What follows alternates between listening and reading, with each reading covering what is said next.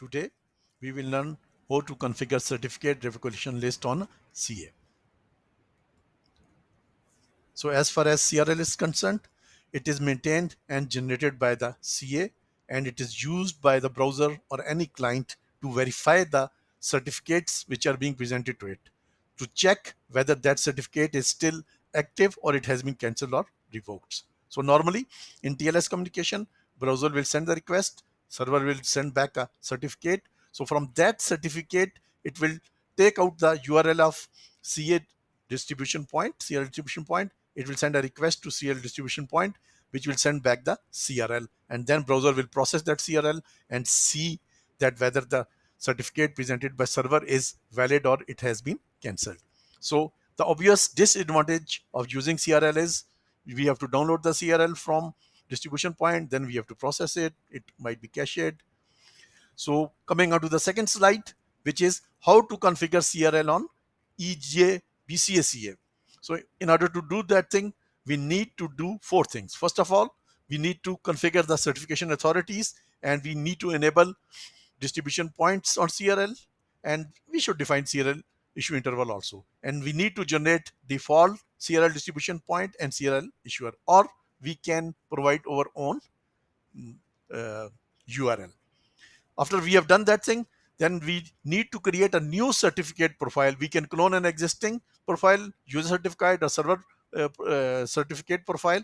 And in the new profile, we should set CL distribution point to use and set CA defined CL distribution point to use also. So basically, we are telling this profile to use CRL, add that, and we are telling it to add the default uh, point URL which has been defined by the CRL.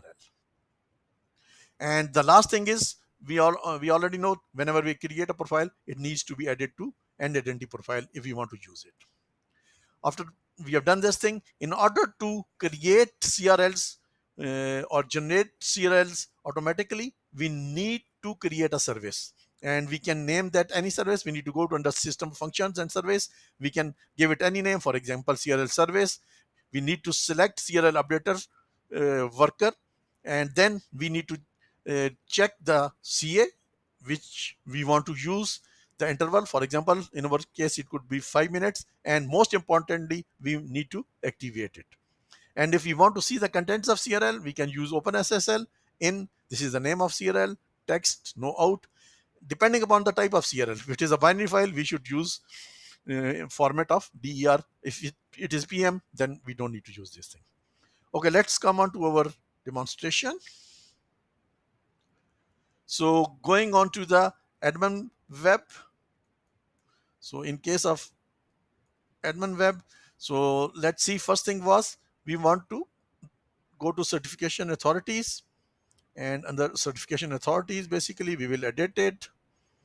And the main thing is we want to, under CRL specific data, we want to click use. We can define our own URL or URI. And another good thing is we should add the interval, which is 5 minutes, and then we should click on generate button for generate default distribution point URL. So in my case, I am using localhost, so it would be localhost. Otherwise, it can be your own localhost address or its DNS name. So similarly, we can generate the CRL issuer. So once that has been done, we can save it. We can go to certificate profile. We can clone one of the profile. For example, in this case, I have cloned end user to CRL, and we can just quickly view it. And what we can do is actually over here under validation data, we need to click use for CRL distribution point, and we need to click use for use CA defined CRL distribution point. So it will automatically add the distribution point which has been defined under CA. So once that has been done, the third point is, as I have already mentioned, we go to end identity and we create a new identity. And in my case, I have created end user with CRL. And the only thing with this identity is basically we want to add the CRL profile to it. So once that has been done, So if we want to generate CRLs automatically, we should go to the services. We can name it as any service basically and add it, and then we can basically edit the service. So under select worker, we should select the CRL updater. This is our management CA. We should select the CA which we want to check, and this is over basically period. After every 5 minutes, it will generate a CRL. And important thing is we want to make it active. After we have done this thing, we are all set to use the CRLs. So let's go to RA website. Let's create a new request. So I will be using end user with CRL, which is default of CRL. I want to create it on the, it could be anything. The common name is, for example, in my case is test. I'm not providing anything else, but yeah, role is again, my password is test. Okay, let's generate the certificate. I'm going to download the certificate. So I have downloaded this test spam. So we can basically decode this certificate and see that CRL link is present or not. So if we go and decode the certificate, then we will see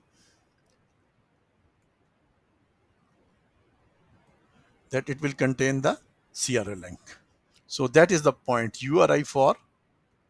It is telling that from here you can download the CRL. Okay, let's go there and quickly download the CRL.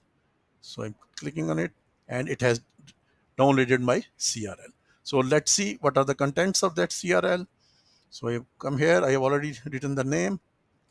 So yeah, these are the contents of my CRL. If I look at the contents, so you can see there's one revoked certificate which I have revoked previously, and that is mentioned over here.